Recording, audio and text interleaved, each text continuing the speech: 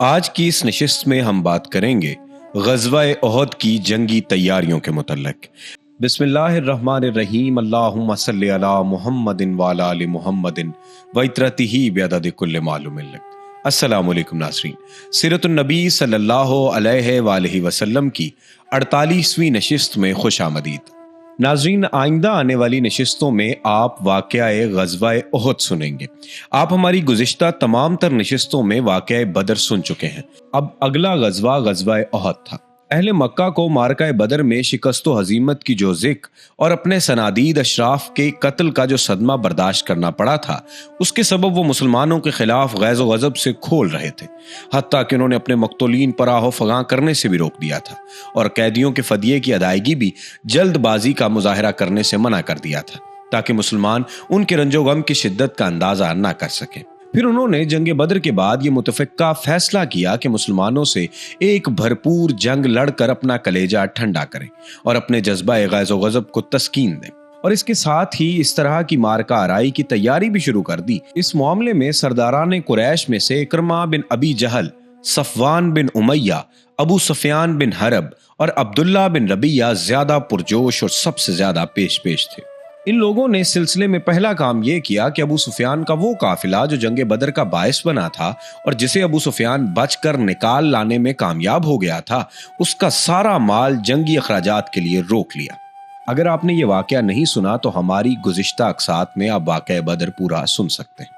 اور جن لوگوں کا مال تھا ان سے کہہ دیا کہ اے قریش کے لوگوں، تمہیں محمد نے سخت دھچکا لگایا ہے صلی اللہ علیہ وسلم، اور تمہارے منتخب سرداروں کو قتل کر ڈالا ہے، لہٰذا ان سے جنگ کرنے کے لیے اس مال کے ذریعے مدد کرو، ممکن ہے کہ ہم بدلہ چکا لیں۔ قریش کے لوگوں نے اسے منظور کر لیا، چنانچہ یہ سارا مال جس کی مقدار 1000 اونٹ اور 50,000 دینار تھی، جنگ کی تیاری کے لیے بیچ ڈالا۔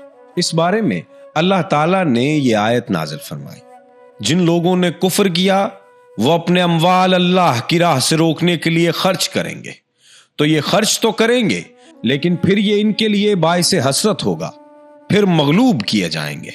پھر انہوں نے رضاکارانہ جنگی خدمت کا دروازہ کھول دیا کہ جو احابیش کنانہ اور اہل تمامہ مسلمانوں کے خلاف جنگ میں شریک ہونا چاہیں وہ قریش کے جھنڈے تلے جمع ہو جائیں۔ انہوں نے اس مقصد کے لیے ترغیب کی مختلف صورتیں بھی اختیار کی، یہاں تک کہ ابو عزہ شاعر جو جنگ بدر میں قید ہوا تھا اور جس کو رسول اللہ صلی اللہ علیہ وسلم نے یہ عہد لے کر کہ اب وہ آپ کے خلاف کبھی نہ اٹھے گا، از راہ احسان بلا فدیہ چھوڑ دیا تھا، اسے صفوان بن امیہ نے ابھارا کہ وہ قبائل کو مسلمانوں کے خلاف بھڑکانے کا کام کرے، اور اس سے یہ عہد کیا کہ اگر وہ لڑائی سے بچ کر زندہ و سلامت واپس آ گیا تو اسے مالا مال کر دے گا، ورنہ اس کی لڑکیوں کی کفالت ضرور کر لے گا۔ چنانچہ ابو عزہ نے رسول اللہ صلی اللہ علیہ وسلم سے کیے ہوئے عہد و پیمان کو پسے پشت ڈال کر جذبات غیرت و جمعیت کو شعلہ زن کرنے والے اشعار کے ذریعے قبائل کو بھڑکانا شروع کر دیا۔ اسی طرح قریش نے ایک اور شاعر مصافے بن عبد مناف کو اس مہم کے لیے تیار کیا۔ ادھر ابو سفیان نے غزوہ سویق سے ناکام و نامراد بلکہ سامان رسد کی ایک بہت بڑی مقدار سے ہاتھ دھو کر واپس آنے کے بعد مسلمانوں کے خلاف لوگوں کو ابھارنے اور بھڑکانے میں کچھ زیادہ ہی سرگرمی دکھائی۔ پھر اخیر میں سریہ زید بن حارثہ کے واقعے سے قریش کو جس سنگین اور اقتصادی طور پر کمر توڑ خسارہ سے دوچار ہونا پڑا اور انہیں جس قدر بے اندازہ رنج و الم پہنچا، اس نے آگ پر تیل کا کام کیا، اور اس کے بعد مسلمانوں سے ایک فیصلہ کن جنگ لڑنے کے لیے قریش نے تیاری کی رفتار تیزی سے پکڑ لی۔ اگر آپ نے واقعہ سریہ زید بن حارث نہیں سنا تو آپ ہماری گزشتہ قسط یعنی قسط نمبر 47 سن سکتے ہیں۔ پھر مرحلہ آیا قریش کے لشکر، سامان جنگ اور کمان کے حوالے سے۔ چنانچہ سال پورا ہوتے ہوتے قریش کی تیاری مکمل ہو گئی۔ ان کے اپنے افراد کے علاوہ ان کے حلیفوں اور احابیش کو ملا کر مجموعی طور پر کل 3000 کی فوج تیار ہوئی۔ قائدین قریش کی رائے ہوئی کہ اپنے ساتھ عورتیں بھی لے چلیں تاکہ حرمت و ناموس کی حفاظت کا احساس کچھ زیادہ ہی جذبہ جاں سپاری کے ساتھ لڑنے کا سبب بنے، لہٰذا اس لشکر میں ان کی عورتیں بھی شامل ہوئیں جن کی تعداد 15 تھی۔ سواری و بار برداری کے لیے 3000 اونٹ تھے اور رسالے کے لیے 200 گھوڑے۔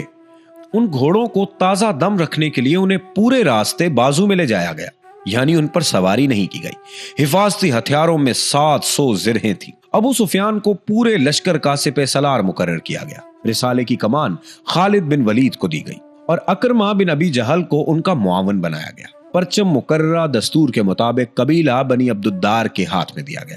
اس بھرپور تیاری کے بعد مکی لشکر نے اس حالت میں مدینے کا رخ کیا کہ مسلمانوں کے خلاف غم و غصہ اور انتقام کا جذبہ ان کے دلوں میں شعلہ بن کر بھڑک رہا تھا اور یہ عنقریب پیش آنے والی جنگ کی خون ریزی اور شدت کا پتہ دے رہا تھا۔ اب اگلا مرحلہ آیا مدینے میں اس لشکر کی اطلاع کا۔ حضرت عباس رضی اللہ تعالیٰ عنہ قریش کی ساری نقل و حرکت اور جنگی تیاریوں کی بڑی چابک دستی اور گہرائی سے مطالعہ کر رہے تھے۔ چنانچہ جو ہی یہ لشکر حرکت میں آیا، حضرت عباس نے اس کی ساری تفصیلات پر مشتمل ایک خط فوراً نبی صلی اللہ علیہ وآلہ وسلم کی خدمت میں روانہ فرما دیا۔ حضرت عباس کا قاصد پیغام رسانی میں نہایت پھرتیلا ثابت ہوا۔ اس نے مکے سے مدینے تک کوئی 500 کلومیٹر کی مسافت صرف 3 دن میں طے کر کے ان کا خط نبی صلی اللہ علیہ وسلم کے حوالے کیا۔ اس وقت آپ صلی اللہ علیہ وآلہ وسلم مسجد قباء میں تشریف فرما تھے۔ یہ خط حضرت ابی بن کعب رضی اللہ تعالیٰ عنہ نے نبی صلی اللہ علیہ وسلم کو پڑھ کر سنایا۔ آپ نے انہیں رازداری برتنے کی تاکید کی اور جھٹ مدینے تشریف لا کر انصار و مہاجرین کے قائدین سے صلاح و مشورہ کیا۔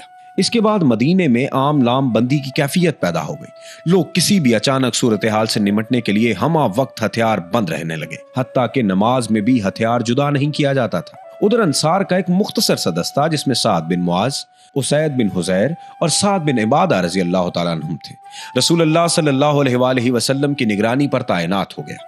یہ لوگ ہتھیار پہن کر ساری رات رسول اللہ صلی اللہ علیہ وآلہ وسلم کے دروازے پر گزار دیتے تھے۔ کچھ اور دستے اس خطرے کی پیش نظر کے غفلت کی حالت میں اچانک کوئی حملہ نہ ہو جائے، مدینے میں داخلے کے مختلف راستوں پر تعینات ہو گئے۔ چند دیگر دستوں نے دشمن کی نقل و حرکت کا پتہ لگانے کے لیے طلائیہ گردی شروع کر دی۔ یہ دستے ان راستوں پر گشت کرتے رہتے تھے جن سے گزر کر مدینے پر چھاپا مارا جا سکتا ہے۔ ادھر مکی لشکر معروف کاروانی شہرہ پر چلتا رہا۔